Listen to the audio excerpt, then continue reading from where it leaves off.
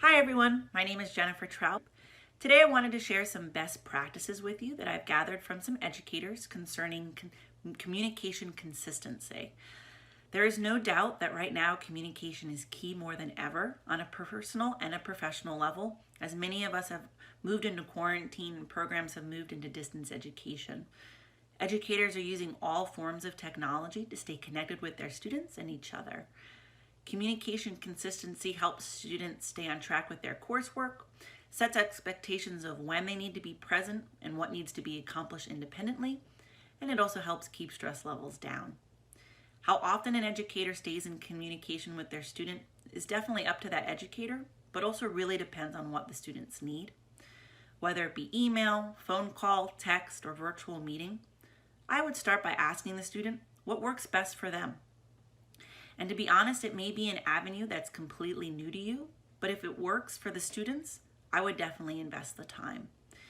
I work with an instructor who currently uploads TikTok videos into his Navigate program to connect with his students on their level. It definitely helps keep engagement up, and they have a lot of laughs together. I also work with several educators who have group text messages going with his entire class just to check in on a daily basis. On a positive note, if the platform is new to you, there are contacts out there that can help with, getting comfortable with features and functionality. Remember, you are not alone in this. With distance education, we know that many students are going to thrive in an online environment, but at the same note, there are going to be students who are going to struggle without that in-person connection. Many educators have found using online meeting centers such as Zoom or Tutor to help to literally be able to see their students as a class as a whole. And even though the educators may not be able to meet with their students in person, being able to see everyone's faces really helps checking in with everyone's personal well-being, continuing with lecture, and student accountability. I believe that many educators are trying to hold these virtual meetings according to the same time frame as their traditional classes, even though they may not be meeting for the same amount of time in one chunk. It helps with consistency and keeping some normalcy on the day-to-day. Also, by hosting these virtual meetings regularly, students will continue to be engaged in the coursework because, again, there is still accountability.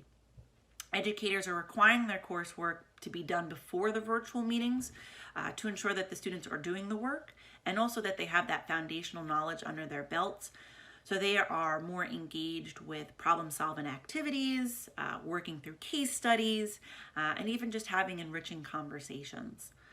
I also work with some programs who host virtual meetings just as a check-in, relaxed conversation to see how everyone is holding up. The instructors become more of a facilitator of conversation, and it has become a safe place for students to share their feelings and frustrations. Educators have also implemented resources within programs to communicate expectations with students while they're working more independently. Being able to make the course schedule easily available to the students and align required assignments and assessments to course due dates helps students stay on track and master the curriculum. Staying connected with your colleagues is also really important during distance education. I work with a group of regional directors who use the WhatsApp app on their personal phones to share best practices in terms of implementing technology during distance education, making sure there is consistency with student expectations at this time, and just checking in with one another, maybe throwing a few laughs for their own mental well-being. Most importantly, however you choose to stay connected with your students and colleagues, remember it means a lot to them that you continue to be a lifeline. Everything you're doing right now to keep lines of communication open will help empower your students to continue moving forward in their coursework and reassure them that they're not alone during these stressful times. So I wish you the best of luck. I hope you stay safe and healthy, and thank you for your time.